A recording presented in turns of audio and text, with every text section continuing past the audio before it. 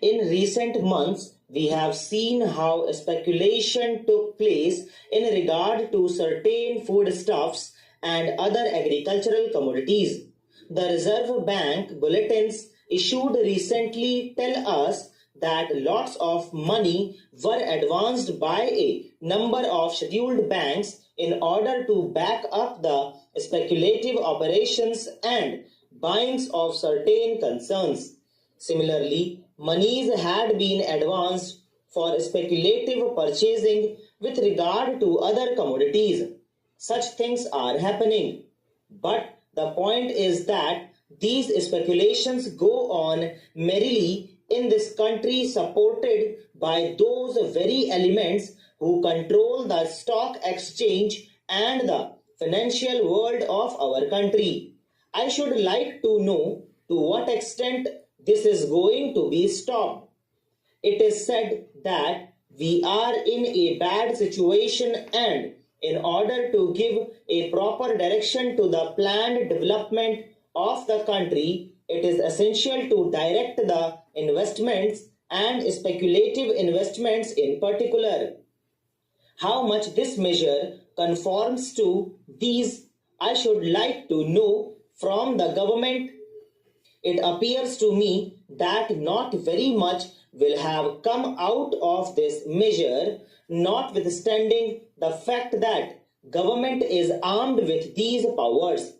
It is of vital importance today that we should have proper control of our investments that are taking place or concerning of shares in some cases. If we are at all serious about the planned development of our economy in general and our industry and commerce in particular, I am afraid the powers that are being taken by the government under this bill are not at all sufficient for ensuring such developments as would enable the government to direct investment and control transfer of shares, etc., in conformity with the interests of planned economic development. This is what I find from the reading of this bill and even from hearing the speech that has been delivered by the Honorable Minister. I have also read the other speech he had made in the other house. That does not throw much light on the subject. I am not surprised, because when the whole thing was being discussed and mooted by the government, the approach of the government suffered from certain deficiencies.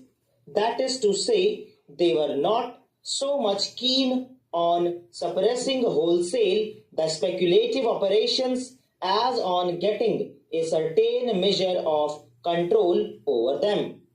Today, the time has come for making up one's mind with regard to the speculation business as a whole. This is the most important thing.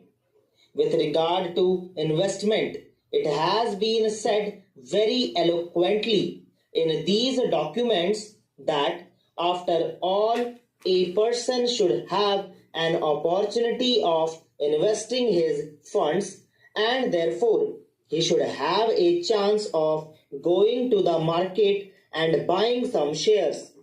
I can understand it, but what is the protection against his being cheated by certain people who have taken command of the stock exchange? What is the guarantee against that? Bank transfer is there. It is not abolished. Forward trading is there. Contract is provided for. It is not abolished. Also, there are other ways and means of cheating the common man. As we find today, the common man goes in for investment. Very genuinely, he goes in for investing because he wants to save money for bad days. Now, what is the protection in this bill which would save his money? I find that there is no such effective guarantee. I should have thought that in considering this whole scheme of measures, the government would be interested in seeing as to how the heart of speculative operation could be crushed, namely the monopolists who control the stock exchange today. It is essential to hound them out of the field altogether. In Calcutta, they not only put up an outward show, but they have built underworld, and I suppose that underworld exists even today. A police raid took place, telephone system and the whole paraphernalia was discovered, which showed that certain big men in the stock exchanges were carrying on subterranean business. This is a new type of underworld we have in our country in order to cheat the common man, in order to evade taxes, in order to carry on profiteering and black market trades.